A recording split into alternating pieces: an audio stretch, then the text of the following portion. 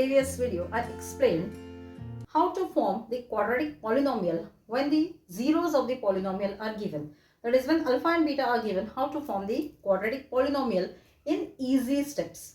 No need to find the value of a, b, c, nothing. There is one easy method to form the quadratic polynomial. But there is slight confusion here.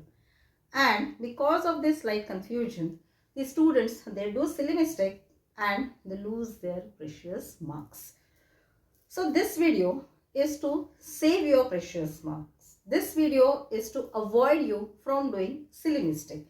And where exactly you do silly mistake in such type of sum, I will explain this with only 2 examples. This video is not to explain any new concept, but what mistake the students do while solving the sums based on the zeros of the polynomial and forming the quadratic polynomial. So only 2 simple examples I am going to show in this video, which will help you to avoid silly mistakes and score best marks. When alpha and beta are zeros of the polynomial, how to form the quadratic polynomial? Now just have a look here. If alpha and beta, if they are zeros of a quadratic polynomial, and if we want to write the polynomial in terms of x, then the polynomial is x square minus alpha plus beta into x plus alpha beta. Okay. Now what are the 2 types of questions asked based on this formula? The one type is what we discussed in our previous video. They give value of alpha and beta and you have to write the quadratic polynomial. Okay. Now as I said, we will take one simple example. If alpha is 10 and beta is minus 2. Okay, alpha is 10 and beta is minus 2.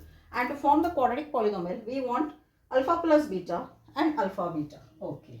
Then here, alpha plus beta is 10 plus minus 2, which is 10 minus 2, that is 8. And alpha into beta is 10 into minus 2, that is minus 20. So our quadratic polynomial is x square minus alpha plus beta, which is 8, plus alpha beta plus alpha beta. Now here in this case alpha beta is minus 20. So our final quadratic polynomial is this. Okay. Now this is one type of question which we already discussed. There is one more type of question based on this same simple formula, and that is very simple. Actually in that question directly they give the sum of the zeros is so and so, product of the zeros is so and form the quadratic polynomial. Sometimes they explain one lengthy method, that by trial and error method, by this way or that way, we have to find the value of a, b, c, then substitute in the general form, that is ax square plus bx plus c, and form the quadratic polynomial. No need to go by such lengthy method. Here the second type is, suppose if alpha plus beta is 7 and alpha beta if it is 12. Here already we have the value of alpha plus beta, and alpha into beta means we know the sum and product of the roots. So here straightway write the quadratic polynomial x square minus alpha plus beta. Here directly we have the value, plus alpha beta. Here also we have the direct value. Finished. The sum is over. Actually this is the easiest way, or we can say one of the easy type of questions, simple sum which they ask for 1 mark, either in objectives or in 1 mark question. So here don't think that each and every time the sum is going to be too difficult. the sum expects number of steps. No. Sums can be also easy, simple and sweet like this. So sums are not always dangerous. So hope you understood the difference between these two types of questions based on this zeros of the quadratic polynomial.